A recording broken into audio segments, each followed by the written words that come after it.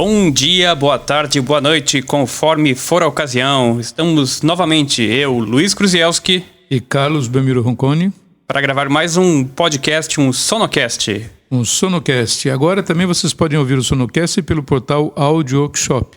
Tá? Mais uma porta, trocadilho infame, aberta para o nosso podcast. Muito bem, estamos lá também, disponível gratuitamente. Gratuitamente. Assim como nas outras plataformas. Exatamente. Por enquanto a gente não está ganhando nada com nada. É gratuito para nós também. E o que vamos falar hoje, Ronconi? Bom, hoje nós vamos falar sobre psicoacústica. Psicoacústica é quando a acústica tá ruim, ela senta no divã, deita e faz a terapia, né? Terapia psíquica. Então, psicoacústica, o que é? Onde vive? Do que se alimenta? Então, o que é a psicoacústica? Você é um especialista nisso. Eu acho que é uma das poucas coisas que eu sei nessa vida. Psicoacústica nada mais é do que como o ser humano compreende o som, né? O que ele faz com aquele sinal que chega no ouvido dele e como aquele sinal é compreendido, né? É a ciência que estuda toda a percepção do som, né? Não, muito mais do que a física, do que a acústica, é como o ser humano ouve e como ele transforma aquilo que é um sinal que é mecânico, que depois vira elétrico, até chegar ao cérebro, em um sentido. Qual que é o sentido ele dá para esse som e como é que ele transforma aquilo em uma coisa palpável. Exatamente, usando memória auditiva, usando a percepção do mundo, usando a bagagem cultural, a bagagem de memória que ele acumula desde que nasceu. Até o nosso próprio sistema auditivo, como é que ele ajuda com que a gente perceba um som, o posicionamento, direção, distribuição. Pessoal, acho que é muito importante para esse episódio, principalmente, é você ouvir com um fone de ouvido estéreo. Exatamente. Se for ouvir só pelo celular, pelo telefone do celular, muitas vezes o smartphone ele é mono, né? Ou o som do carro também, às vezes, não é tão assim separado, mas o fone de ouvido é bem melhor. Então, coloca o fone, vai aproveitar melhor esse podcast. Uma das primeiras coisas que a gente pensa quando a gente fala sobre isso, né? Psicoacústica e tal, é localização, né? Como é que a gente consegue localizar? Onde é que vem um som? Isso. A psicoacústica, ela tem várias linhas, várias coisas que fazem com que você escute o som, né? A localização é uma delas, pode ser também o mascaramento, até a percepção das emoções através do som. Mas eu acho que hoje seria legal a gente focar em uma só, que é a localização. Exatamente, que a gente vai por partes, né? Porque tem assunto para dar com pau, senão exatamente. A gente vai voltar de novo aos podcasts de 1h30. Então vamos lá, agora o pessoal está gostando do podcast de 30, né? Todo mundo gostou. Que falou legal. Bem e tal. Eu tenho um amigo que falou que é o tempo exato para ele pegar o metrô e chegar até o trabalho dele. Então, e eu acho que o pessoal estava cansado de ficar ouvindo nossa voz por muito tempo. Exatamente. Então vamos lá, localização do som, tá? A gente tem 2 orelhas. Que não serve só para segurar os óculos. Não, nós temos 4 orelhas. Nós 2 juntos, 4 orelhas. Só que tá 2 ligadas em cada cérebro. E cada cérebro entende de uma maneira. Então as minhas 2 orelhas são ligadas ao meu cérebro, interpretando o meu mundo aqui à volta, né? Então quando eu estou aqui na sala, por exemplo, conversando com vocês, falando no microfone, obviamente eu estou me monitorando com fone. Mas quando eu estou no mundo real, eu não tenho fone na cabeça o tempo todo. A não ser aqueles que ficam escutando o iPod e smartphone o tempo todo, né? Mas eu estou ouvindo o mundo natural, então eu tenho percepção dos sons à minha volta, né? O que está acontecendo? Se eu estou na rua, por exemplo, eu ouço trânsito, né? Carros de um lado, pessoas falando e tal, eu percebo a posição e localização. Mesmo com o olho fechado, eu consigo perceber onde é que elas estão, né? Por quê? Porque o som, como a gente já viu no outro papo que a gente teve, ele trafega e ele tem reflexões, ele bate em objetos, ele bate em lugares e chega aos nossos 2 ouvidos com diferenças de tempo e de fase, né, Luiz? Existem alguns mecanismos que fazem com que a gente perceba a localização do som, né? Como você disse, a gente tem 2 orelhas. Exatamente. Nosso corpo, a gente tem... Menos Van Gogh. O Van Gogh tinha uma só. Mas ele tinha, na verdade, ele tinha 2 orelhas, ele não tinha 2 pavilhões auditivos. Exatamente, né? Primeiro, a gente tendo 2 orelhas, o que leva a gente a perceber, né? Se você pensar num plano lateral, né? O som vem de um lado ou vem de outro, né? O que faz com que você perceba esse som vindo como de um lado ou de outro? Existe uma coisa chamada HRTF, né? Head Related Transfer Function, né? Função de relação de transferência da cabeça. Olha, que nome bonito. E o que é isso, né? É como é que a percepção dos seus 2 ouvidos como sendo 2 microfones e qual é a informação que seu cérebro extrai desses 2 microfones. Exatamente. E nisso tem alguma série de coisas que influenciam nessa percepção dos dois microfones. Primeira, você tem um som, digamos que está na sua direita. Ele chega no seu ouvido direito com uma intensidade maior do que ele chega no seu ouvido esquerdo. Porque tem a sua cabeça no meio para atrapalhar, certo? Certo, exatamente. E o que a tua cabeça faz? Ela faz uma sombra acústica. Uma atenuação. Porque apesar de você ter ali uma distância entre um ouvido e outro de 15 centímetros, mais ou menos, essa distância é muito pequena, a não ser que você tenha uma fonte sonora muito próxima para você ter uma diferença de volume entre as duas. Mas o que acontece? A sua cabeça acaba funcionando como algo que vai filtrar alguns harmônicos desse som, as partes mais agudas, e é por isso até que você tem muito maior dificuldade de você perceber sons de baixa frequência, porque essa filtragem da sua cabeça não funciona nesses sons. Exatamente. Vamos criar um exemplo aqui agora, Roncone? Vamos lá. Por exemplo, se eu tiver um som mais agudo, fica muito fácil de você perceber isso. Tem um pink noise. Pink noise o que é? É nada, a soma de todas as frequências. Se você pegar esse som e jogar ele pro seu lado direito, agora tira o seu fone do seu lado direito. Eu acho que é mais fácil fazer isso em pós-produção. Também acho. Cansei de fazer o Mas tira o seu ouvido do lado o seu fone do lado esquerdo. Você vai continuar ouvindo ele, mas ele vai estar com uma intensidade muito mais baixa, principalmente nas frequências agudas. Agora, escuta só as frequências mais baixas. Você vai ver que o som nos seus dois ouvidos é muito similar, né? Ele mudou muito pouco mesmo. Então, o seu cérebro não consegue fazer essa matemática para fazer essa localização direita entre o ouvido direito e o ouvido esquerdo. Lembra que a gente falou que o cérebro tem um tempo de resposta, que está calibrado, inclusive, para a velocidade do som no ar, né? Lembra que a gente falou do exemplo de localização debaixo d'água, que ninguém consegue perceber objetos vindo e qual direção por causa disso, porque o cérebro está calibrado para calcular o tempo no intervalo da velocidade do som no ar, que é 340 metros por segundo. Se você está na água, a velocidade é muito mais alta, então ele não tem esse tempo de cálculo, ele se perde, né? Exatamente. O segundo critério é o tempo. O tempo que demora para chegar num ouvido ou demora para chegar no outro. Então, primeiro o exemplo que a gente deu, a gente mostrou com intensidade diferente entre os dois ouvidos. Agora, vou fazer um outro exemplo, que é o mesmo som, com a mesma intensidade, com um tempo diferente entre os dois ouvidos. Você consegue perceber a diferença? Como ele parece que ele foi para um lado, apesar de ele estar com a mesma intensidade nos dois ouvidos? É importante para esse podcast, como a gente falou no começo, que vocês ouçam com fone, tá? Seguindo aqui, essa diferença de tempo também é uma questão importante para você perceber no seu plano lateral, né? Que se o som vem da sua esquerda, se o som vem da sua direita. Mas se ele vem de frente ou se vem de trás? E aí, como é que faz? O tempo é exatamente o mesmo, né? Se o som vem da frente, ele está na tua cara, ele vem ao mesmo tempo que o som que vem de trás. Ele chega no mesmo tempo, ele chega no seu ouvido esquerdo e o ouvido direito. O que pega para você fazer esse tipo de percepção? Bom, primeiro, quando ele vem de frente, ele está de cara para sua orelha, né? Ele está bem de frente, ele não tem nada que obstrua. Quando ele vem de trás, ele tem a própria orelha obstruindo.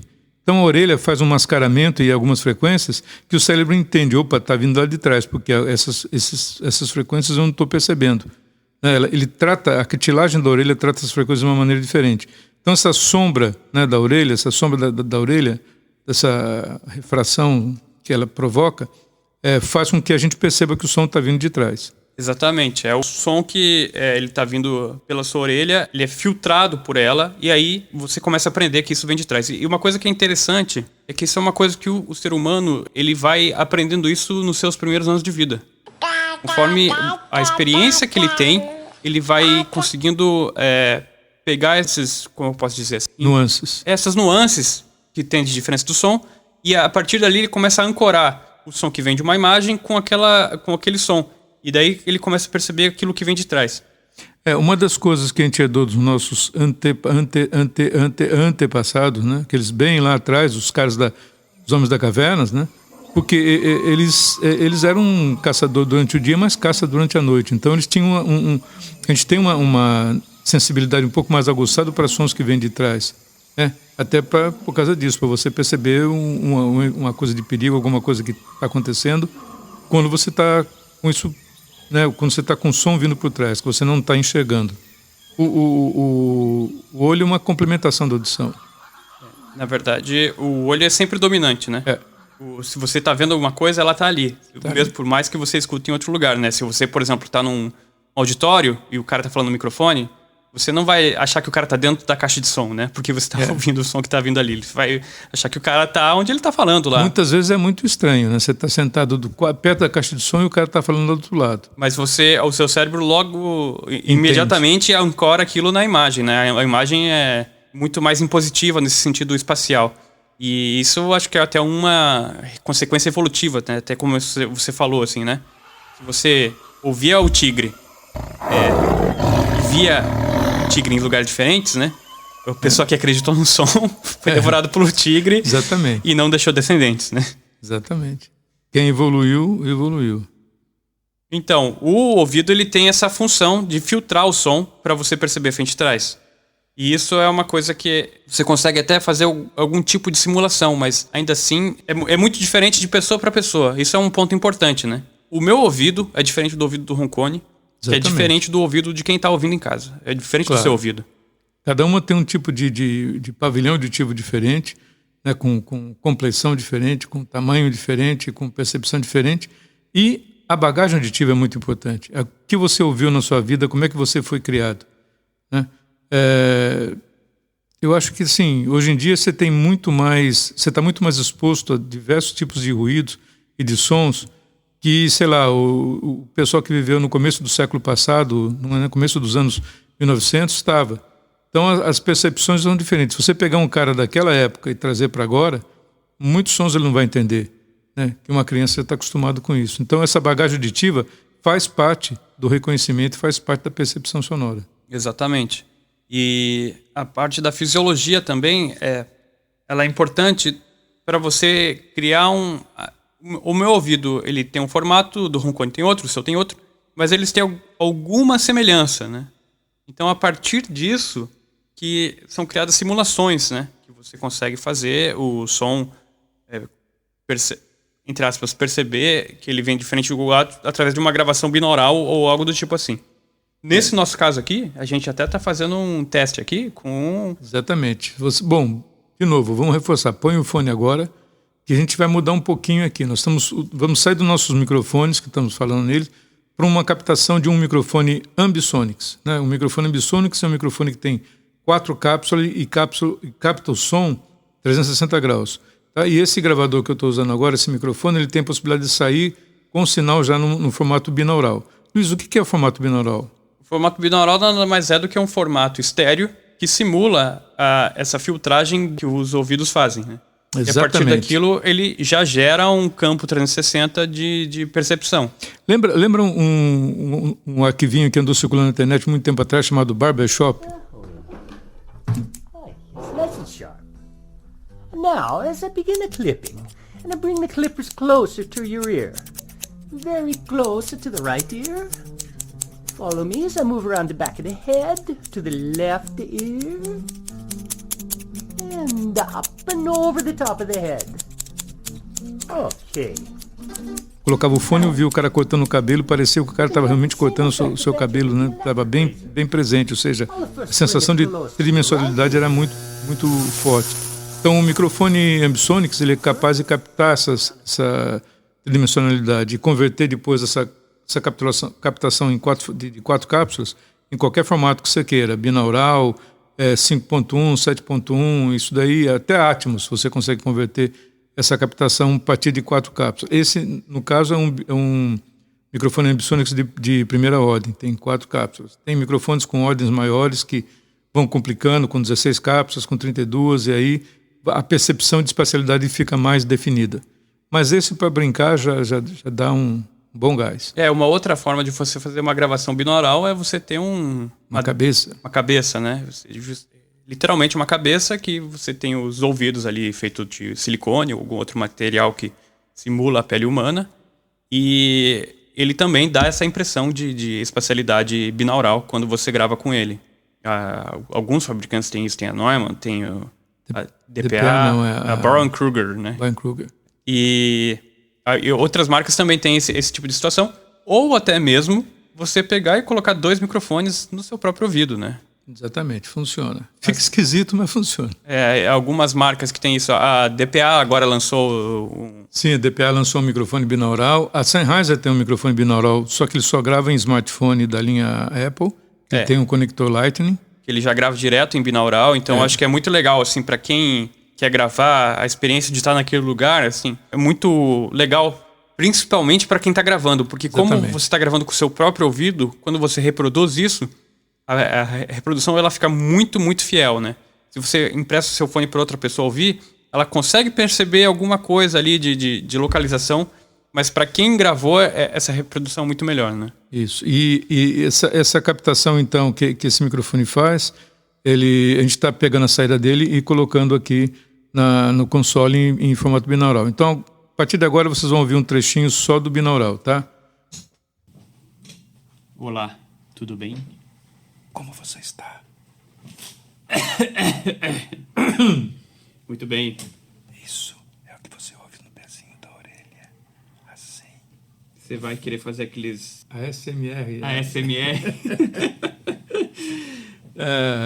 Então, voltando aqui para os microfones normais, que ficam muito mais fáceis de se ouvir, né? Sim. Então, isso a gente estava falando de reflexão frente e trás, mas para o formato de ouvido também ele é importante para a reflexão cima e embaixo. Exatamente. Isso é um componente de localização muito forte, né? Senão você não sabe se o negócio vai cair em cima de você. Você tem que ouvir o som primeiro, né? Exatamente.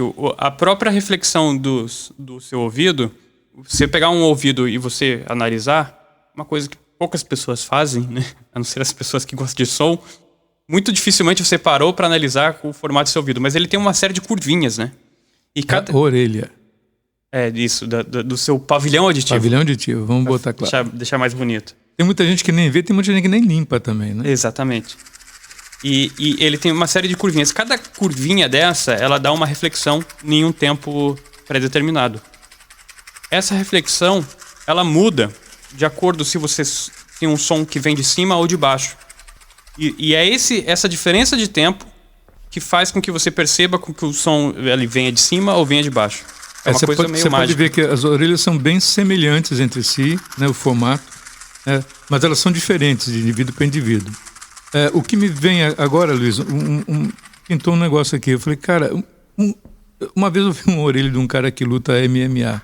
Cara, ele não deve perceber frente, fundo, cima e embaixo de jeito nenhum, porque ele não tem orelha, ele tem uma abóbora naquele negócio. Então, eu acho uma que abobrinha frente e trás ele deve perceber, porque você, querendo ou não, você tem um filtro ali. Tem um filtro ali. E isso é uma coisa que é muito interessante. O corpo humano, o cérebro do corpo humano se adapta. Se você tiver alguma deformação na sua orelha, com o tempo você vai compensando. Agora, eu acho de cima e embaixo, eu acho que eles devem escutar muito pouco. Ele deve ter do pavilhão da curva mais próxima do ouvido ali, mas as outras curvas, então a definição deve ser pior, pelo menos. Né? Pois é, esse é um caso para ser estudado. Eu vou sugerir para a doutora Kátia a gente fazer um estudo sobre como os lutadores de MMA ouvem. E uma coisa que é interessante também, tem um estudo que eles usaram uma cabeça dessa, uma dummy head, que era ligada na cabeça de uma pessoa que estava participando desse estudo, e conforme ela mexia a cabeça, a dummy head mexia também. Só que eles começaram a limitar, né? Se, por exemplo, o cara mexia a cabeça 90 graus, a dummy head mexia só 45. Eu não sei exatamente qual era o valor, mas era um valor limitado. Não era a mesma sensação do ao vivo. E com o tempo, a pessoa começou a entender também o posicionamento do som. Se ela tivesse o feedback, o cérebro dela começava a entender, com o treinamento, o posicionamento mesmo com o movimento limitado. Ou seja, isso é uma coisa que você consegue ir aprendendo também, né? Nosso sistema de aprendizagem é fantástico, cara. Ele consegue aprender coisas incríveis e consegue substituir coisas incríveis. Como a gente falou, as células auditivas, até certo ponto você consegue substituir nervos que levam informação das células auditivas para o cérebro. Se tiver algum problema no nervo, o próprio cérebro faz um patch e coloca outro nervo no lugar. Então são umas coisas assim fantásticas. Eu acho que isso é muito legal. Como o cérebro humano é plástico, inclusive nesse sentido da audição e da localização auditiva. Exatamente. E a gente está falando aqui de um campo 360, né, Roncone? Exatamente. Ou seja, a gente que vem de cima. O som em todas as direções. E aí a gente está falando de cima, baixo, frente, trás, esquerda, direita. Exatamente. Mas tem uma outra questão também, que é se eu estou perto ou se eu estou longe. As reflexões. Como é que o cérebro percebe isso? A primeira, eu acho que a coisa que pega mais ali, a característica mais forte, é a intensidade. Exatamente. A intensidade faz com que você perceba que um som esteja bem próximo, né? Porque ela está presente, ele está bem próximo de você. Se o som vai se afastando, ele vai se atenuando. Então você tem a sensação que diminui o volume. Então se você está num campo aberto, né? Vamos supor, num campo aberto, um lugar bem silencioso aberto, um campo de futebol bem sem ninguém dentro. Uma pessoa está falando com você, ela vai se afastando, o som vai diminuindo, você percebe que ela está se afastando por causa disso. Agora, se essa pessoa está num ambiente, numa sala, você tem reflexões também. Então você percebe o afastamento além da atenuação pela quantidade de reflexões que aumentam também. Exatamente. Eu acho que a segunda coisa que mais pega para você perceber a distância é a quantidade de som direto que você tem em relação à quantidade de som reverberado. Reverberado. É a quantidade de som que vem direto da fonte ou a quantidade de som que rebate no ambiente antes de chegar na pessoa. Então a gente até pode fazer uma simulação aqui de como seria se minha voz estivesse se afastando, somente aumentando a relação do som reverberado em relação à voz, com relação ao som direto. Tá, primeiro vamos fazer só com relação ao volume. Então eu estou falando aqui, falando um monte de abobrinhas, e você vê que o meu volume está diminuindo e parece, entre aspas, que o som está indo mais longe. Vamos usar então agora as reflexões para melhorar esse entendimento de distância. Agora também eu continuo falando um monte de abobrinhas aqui e parece que meu som está ficando mais distante, porque está aumentando a quantidade de som reverberado. E agora vamos fazer com as duas, né? Exatamente. E aí você cria um efeito muito mais natural de você ter o som que parece que ele está se distanciando, né?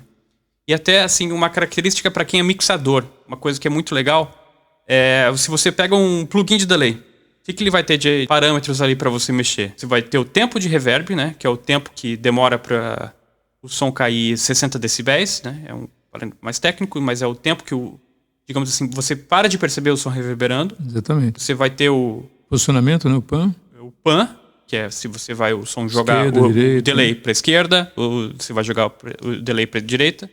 E você tem o pré-delay. E o que faz o pré-delay? É o tempo que você demora para o reverb começar a atuar. Em ambientes muito grandes, você tem esse tempo. Exatamente. Né? Por exemplo, numa igreja, num auditório bem grande. Então, você aumentar o seu pré-delay, automaticamente para o seu cérebro, parece que você está aumentando o tamanho da sua sala. Mas, na realidade, você está apenas aumentando o tempo que demora para você perceber as reflexões. Exatamente, porque a tua reflexão vai demorar mais tempo para chegar, então é o que isso faz, né? E lembre-se, quando a gente está falando de cérebro, de tempo de cálculo do cérebro e tal, é tudo questão de milissegundos, né? Existe, por exemplo, o efeito Haas, né, Luiz? O efeito Haas é um efeito que o cérebro tem, quer dizer, foi descoberto pelo Haas, né? Acho que era William Haas. Eu sei que o cara era bom nisso. Mas ele percebeu que o cérebro demora um tempo para processar as coisas. Então, se eu tiver um som no determinado instante e logo em seguida um som bem próximo daquilo no intervalo de mais ou menos 15 milissegundos, eu não consigo perceber a distinção dos sons, mas eu posso perceber a localização. Por exemplo, se eu tiver um som direto na minha frente, tá? e o atraso dele 15 milissegundos, dentro de 15 milissegundos na minha orelha direita, eu vou perceber que esse som não mudou de posição, mas ele simplesmente ficou mais alto. Exatamente. E esse efeito... Tem muita gente que gosta de mixar vendo VU, né? Porque justamente o VU simula esse delay que o nosso ouvido tem de compensação do cérebro, né? Ele tem um tempo de resposta. E aí outra questão também que você acontece no som, quando você se afasta, isso a gente está falando aqui de uma distância até 10, 15 metros ali, né? Isso, Mais que isso, você tem uma certa dificuldade de perceber. Mas uma coisa que acontece também é o ar, ele começa a absorver as frequências mais altas conforme você vai tendo uma distância maior, né? Exatamente. Já reparou naqueles carros que vêm tocando música alto pra cacete, né? Primeiro você ouve aquele... Quando o carro passa pela sua frente, você começa a perceber a música. Quando o carro vai embora, você continua só ouvindo... Tá? Por quê? Os agudos são absorvidos, então eles só são percebidos com distâncias mais curtas. O grave não, ele se espalha muito mais. Então é uma onda muito mais longa. Você consegue percebê-la com uma distância maior. Isso, sem falar, lógico, no efeito Doppler, que também é causado quando você tem esse tipo de coisa, do carro passando. Mas aqui a gente está falando só da filtragem que tem do som. Um outro exemplo, claro, também é do trovão. Exatamente. Quando você tem um trovão perto, não sei se você já teve essa experiência tenebrosa de um trovão cair muito perto de você. Não, o trovão não cai, quem cai é o raio. O raio que caiu muito perto de você, mas fez o trovão, que é o som, e ele tem um som muito mais agudo, né? Que um som de um trovão um que estalido. Muito mais distante. Vocês devem lembrar daquele image click, né? Que é aquele negocinho que usa para acender fogão, faz clique, você aperta, ele faz tic, ele solta uma faísquinha na ponta. Ele é exatamente um raio, tá? 1 bilionésimo de vez menor. Imagina o image click universal, ou seja, é uma faísca que sai lá de cima da nuvem e atinge a Terra, ou atinge uma outra nuvem, né? Às vezes o raio não cai na Terra, mas ele vai de nuvem para nuvem, porque as nuvens são carregadas com partículas. É uma energia fantástica, tremenda. Então é um só, né? Só que o que acontece? Aquilo reverbera, né, pelo espaço todo, reflete e tal, e tem a sensação daquele som monstruoso, né? Exatamente. Então, se você tiver você percebe bem como o timbre também afeta a sua percepção. Da mesma forma como na visão, se você vê uma montanha próxima e você vê uma montanha mais distante, essa montanha mais distante, ela parece que sempre está mais apagada, né? Ela sempre tem ou mais azulada, ou mais azulada. Mais tipo, tem alguma coisa que é também a interferência do ar na atmosfera, interferindo na sua percepção da distância. E uma outra coisa que também pega experiências prévias que você tem, né? Exatamente. Por exemplo, o bagagem sussurro. auditiva. A bagagem auditiva. O sussurro. Dificilmente você vai dizer que tem um sussurro longe de você. Porque não existe sussurro na natureza que você escuta a 4 metros de distância. Não. Então, assim, foi feito testes psicoacústicos, né? Da pessoa ouvindo sons diferentes.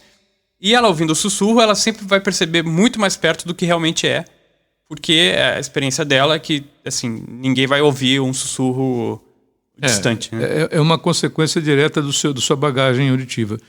Uma vez a gente estava fazendo um exemplo de utilização de microfones lapela, né? Contra um microfone normal de captação. O que acontece com o microfone lapela? Ele está sempre próximo da sua fonte sonora, né? Ou seja, da sua boca. Ele está preso em você. Aquele microfonezinho que fica preso, que o repórter, que o apresentador do jornal usa. Ele está sempre preso a você. Então, não importa qual a distância que você esteja visualizando, ou seja, se a minha câmera está muito aberta, pegando a pessoa lá no fundo da sala, ou se está fechada, a relação entre o som é sempre a mesma, né? Então, se eu tenho uma pessoa usando um microfone lapela próxima, né, com uma imagem bem próxima, ela está numa situação natural para mim, ou seja, se eu estou vendo ela de corpo cheio na televisão, ela está próxima para mim. Agora, se ela está lá, né, de corpo inteiro, lá embaixo, e eu continuo ouvindo ela próxima, o cérebro começa a ficar meio confuso. Ele fala, poxa, como é que eu estou vendo essa pessoa tão próxima, mas visualmente ela está tão longe de mim? Mas aí a gente já começa a entrar na relação entre imagem e som. Que isso já dá mais uma outra história. Uma outra história. Por hoje, acho que já deu para confundir bastante vocês. Exatamente. Espero que vocês tenham gostado, né? Exatamente. Qualquer dúvidas, sugestões ou críticas, vocês podem mandar um e-mail para nós. sonocastpro@gmail.com. A gente também está no Facebook, como Sonocast. No portal Audio Workshop, como Sonocast também. E no Spotify, Anchor, Public Radio, Anchor, Google Podcast e iTunes Podcast. Instagram também. Siga lá a gente, é o Sonocast. A gente publicando fotos nossas. Exatamente. O Luiz é o mestre do Instagram. Eu não chego muito perto do Instagram, mas o Luiz é o cara que manja do Instagram. Mas então tá, pessoal.